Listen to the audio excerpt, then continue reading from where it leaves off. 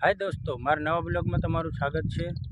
आज अमे बकालू उतारी छे। हूँ तमने बताऊँ गुवार, भींडो, રીંગણા, टमेटा ये बधुं अमे आ उतारी लीधुं। अत्यारे अमे आ गुवार उतारी छीए। आ तमे जोई शको छो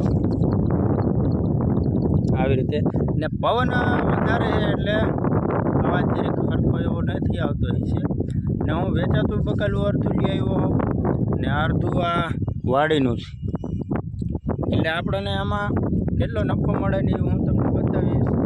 પછી તમે આમાં કરી શકો તમે કામ આવી રીતે બકાલું લાવીને આપણે પાછા વેચી તો કેટલો નફો મળે એ આજ હું તમને આ આખો વિડીયો તમે પૂરેપૂરો જોવો ને તો તમને ખબર પડશે કેવી રીતે થાય। પછી ગાડી લઈને રખડવાનું નહીં, ગામડે ગામડે આમ જવું પડે ગાડી લઈને તો સારું રહે ને। આપણે અહીંયા આ મેં ગુવાર, ભીંડો, રીંગણી, ટમેટી ને એવું બધું કર્યું છે પણ ડાયરેક્ટ આપણે દઈએ તો આપણને નફો નથી મળતો। આ ઘીવડા, ગલકા, ઓલી બાજુ પાછો ગુવાર એવું બધું થોડું થોડું બધું કર્યું હોય ને થોડુંક વાંથી આપણે લઈ આવીએ એટલે આપણને નફો સારો મળે એમ। ને તમારે જોવું હોય ને તો ઝપલા પેક કરીશ ને એ બધું હું તમને આવી રીતે કરવાનું એ બધું હું તમને બતાવીશ ને છેલ્લે લગી વિડીયો જોજો। આપણું બકાલું કમ્પ્લીટ થઈ ગયું છે। આપણે તમે જોઈ શકો છો ગાડીમાં આવી રીતે મેં કેરેટો ભરી દીધા છે, ઝપલાઈ ભર્યા એ તમને બતાવું।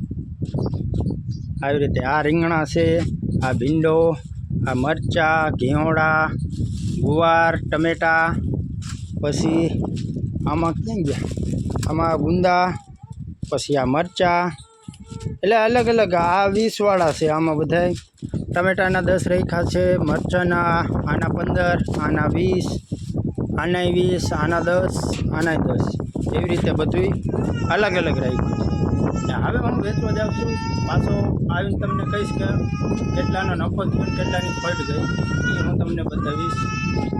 ફાઇનલી હું આવી ગયો બકાલું વેચીને વાળીએ ને હવે હું તમને બતાવીશ કે એમાં કેટલાનો મને નફો થયો ને કેટલાનું આ ખોટ ગઈ।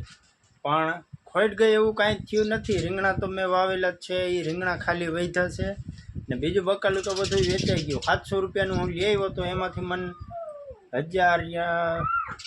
600 રૂપિયા મને મળ્યા ને રીંગણા હજી વધી ગયા છે, હજી થોડાક બાકી છે અહીંયા પડ્યા। આવી રીતે કેરેટમાં મૂકી દીધા છે, ગુલાબી રીંગણા છે।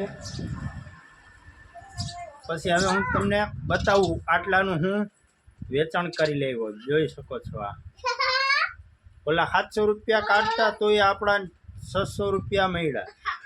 આવી રીતે તમે ટ્રાય કરવી હોય તો કરાય। વેચાતું લઈને આપણે વેચી તોય ઘણો આપણા નામાં નફો મળે। પેટ્રોલના અને આપણી મજૂરીને બધું કાઢી તો એ આટલું વધી જાય સારું। આવી રીતે તમારે કરવાનું। બીજો બ્લોગ તમારે જોવો હોય તો કાલ પાછા નવા બ્લોગમાં આવી જાજો જોવા ને ચેનલને સબસ્ક્રાઈબ ને લાઈક કરવાનું ભૂલતા નહીં, કોમેન્ટ કરજો।